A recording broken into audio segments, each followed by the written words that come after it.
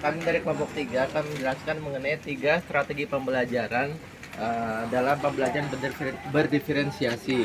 Sebelum kita melakukan 3 strategi ini, sebelumnya kita harus melakukan pemetaan terlebih dahulu ya terhadap siswa ya, yaitu terkait dengan kesiapan, minat, dan profil belajarnya siswa. Nah, untuk 3 strateginya ini ya, yang pertama kita harus ada diferensiasi konten. Yang pertama, yang kedua adalah diferensiasi proses, yang ketiga adalah diferensiasi produk. Nah, apa itu diferensiasi konten? Diferensiasi konten itu adalah materi yang diajarkan guru ke siswa. Jadi bagaimana kita sebagai guru juga harus kreatif ya dalam memberikan materi yang bisa ditangkap oleh siswa. Nah, kaitannya terhadap KMPB atau kesiapan minat dan profil belajar adalah sehingga nanti pada konten ini, contoh aja, kita contohnya saja ya, contoh konten pada kesiapan belajar. Jadi si guru melakukan pemetaan terlebih dahulu ya, pemetaan terlebih dahulu terkait siapa saja sih yang ada pada kelas tersebut. Contoh misalkan ada berapa persen yang memiliki audio, yang memiliki visual, dan yang memiliki kinestetik kan ya. Jadi kita harus menyiapkan kontennya sesuai dengan mereka, sesuai dengan profil belajar mereka. Kemudian prosesnya adalah cara siswa memahami materi. Sebenarnya ini juga sama seperti halnya cara guru memberikan materi ke siswa. Tapi ini pada kurikulum mereka ini diganti bahasanya menjadi cara siswa memahami materi supaya nanti kita akan ada empati. Jadi bukan lagi kita seenaknya sendiri sebagai guru menjelaskan, tapi bagaimana siswa itu memahami apa yang kita jelaskan. Tapi intinya sama ya, sama cara guru menjelaskan materinya gitu. Sama juga, jadi proses ini pun kita tetap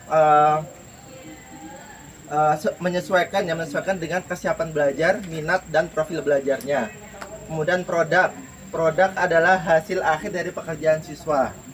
Nah, hasil akhir pekerjaan siswa pun ini sama halnya seperti kita asesmennya ya.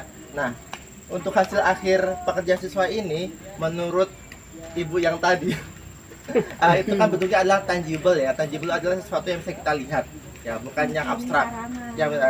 Jadi contohnya itu juga sama halnya, kita juga harus bisa melihat dari profil belajar siswa. Contoh kita dari satu-satu ya, contoh misal konten ya, konten kita mengenai kesiapan dulu ya. Kesiapannya adalah kita pertama melakukan pemetaannya terhadap siswanya ada siapa saja. Kemudian prosesnya adalah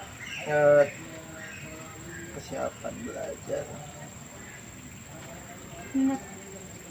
ya, berdasarkan minatnya ya prosesnya. Jadi prosesnya adalah misalkan dalam satu kelas tersebut ada 50% yang dia minatnya ke arah sport, ke arah olahraga. Kemudian ada 35% ke arahnya adalah natural, lebih ke cinta alam katanya. Kemudian ada 15% dia suka membaca.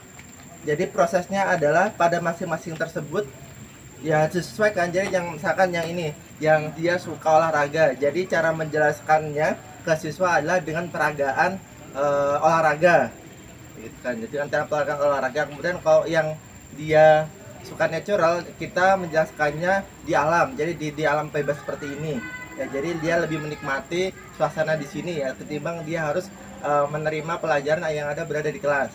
Kemudian yang dia textbook bentuknya, berarti dia harus menyiapkan bukunya gitu kan. Jadi dia harus ada buku untuk si anaknya tersebut.